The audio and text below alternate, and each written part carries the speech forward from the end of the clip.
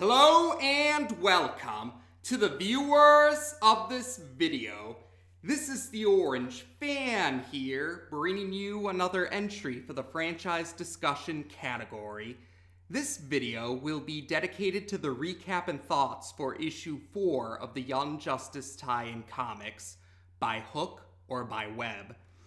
We begin this issue in Central City on July 9th, where Robin, Aqualad, and Kid Flash have regained consciousness, and they find themselves tied up and hanging upside down from the ceiling, and Hook and Black Spider are there as well, and they've captured Selena Gonzalez. Hook and Black Spider attempt to interrogate the trio, but Robin comments that they forgot to take away his utility belt, because Robin has been using the equipment in his utility belt to break himself, Aqualad, and Kid Flash free. So the three young heroes have escaped, and they try to get Selena Gonzales away from the two League of Shadow members, or the two members of the League of Shadows. So the majority of the issue pretty much consists of the trio and Selena Gonzales trying to evade the two League of Shadows members while they're still in the building.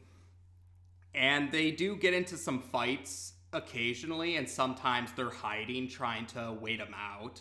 And during this whole thing, the two League of Shadows members mention that they'll know the moment they'll know when they're out of the building if they do go outside the building. That was something that the two had mentioned to the young heroes and Selena Gonzales during this whole confrontation. And Aqualad also makes a point to tell Robin and Kid Flash that they do need to think of a strategy where they all work together in order to succeed, going off of what happened in the previous issue where Robin and Kid Flash kind of went off and did their own thing at one point, much to Aqualad's dismay. So they actually do try to be more coordinated this time around to build up on their teamwork as they were hoping to do. So in the end, Robin, Aqualad, and Kid Flash do eventually manage to succeed in defeating Black Spider and Hook, and they've rendered those two unconscious. But soon enough, though, they notice Selena Gonzales is nowhere in sight. She apparently left during all of the confusion, and the young heroes are worried about what may have happened to her. The next scene takes us to Mount Justice on July 10th, where the trio are looking over the computers, and they're also talking about how they tried to investigate to make sure that Selena Gonzales was okay after the events of the previous night.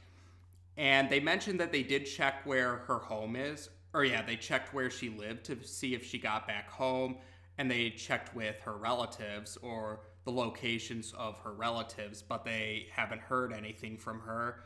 But Robin manages to pull up the news, and it turns out that Selena Gonzales is no longer alive. And Robin realizes what the two League of Shadows members meant when they said they'll know when they're outside, if they go outside. They realized that there were other members of the League of Shadows that they didn't see who were waiting to strike if they ever went outside. And Robin, Aqualad, and Kid Flash realized that one of those League of Shadow members got to Selena Gonzales when she left the building. So they all hang their head, and that's how we end the issue. So there we go. We have part 2 of this two-parter regarding the League of Shadows, and it actually ends with quite the downer ending, because Selena Gonzales didn't make it. She was eliminated by the League of Shadows members.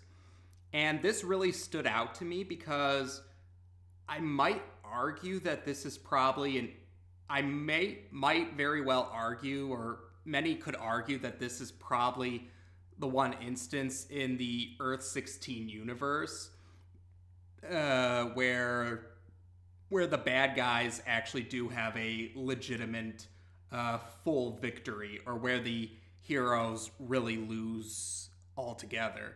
Now, I say arguably because, like, throughout the TV series, the Light have shown themselves, like, the Light have been shown that they still managed to obtain a victory even when things didn't go completely their way.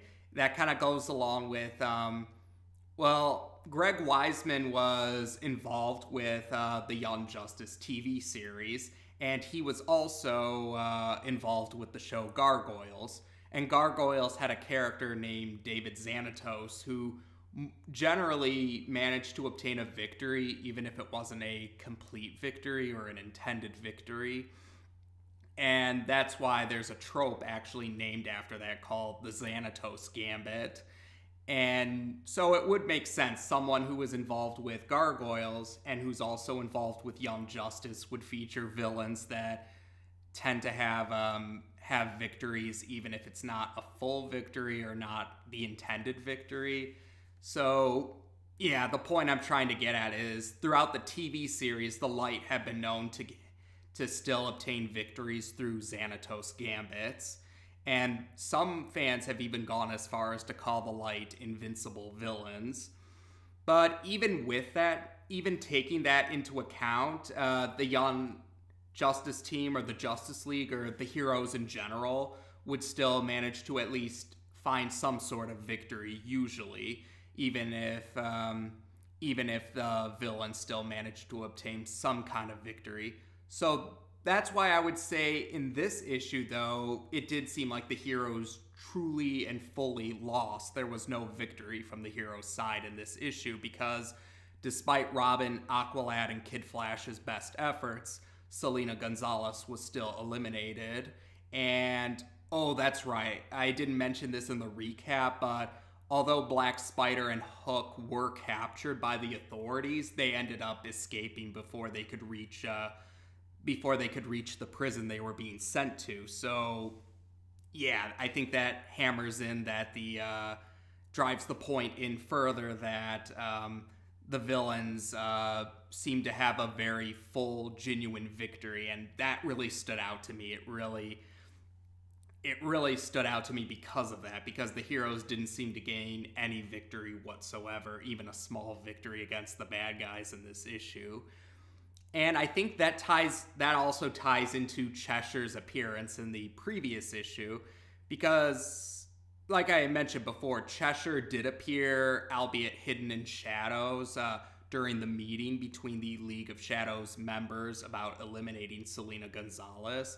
But she didn't appear throughout the rest of that issue, and she doesn't appear in this issue, but the mention that the League of Shadows had other members waiting to strike if Selena Gonzalez had left the building. Yeah, that seems to strongly imply that Cheshire was probably the League of Shadows member that managed to finish off Selena Gonzalez. And I guess, yeah, you do have to give the creative team a lot of props for those small attention to details. And it goes to show a lot of thought and care is put into these stories, and that's why many people enjoy the Young Justice TV series and its supplementary material, the tie-in comics and what have you. So, yeah, I guess that's about all I had to say about this. This issue really stood out to me because of the heroes truly and fully losing, and this and the previous issue, this two-part story, probably is so far the stories within the tie-in comics that have the most serious threat. So far, anyway. We still have many issues to discuss later on. And yeah, I think that's about it. As of this video, we've now discussed issue 4 of the Young Justice tie-in comics on this channel. Take care, and until next time.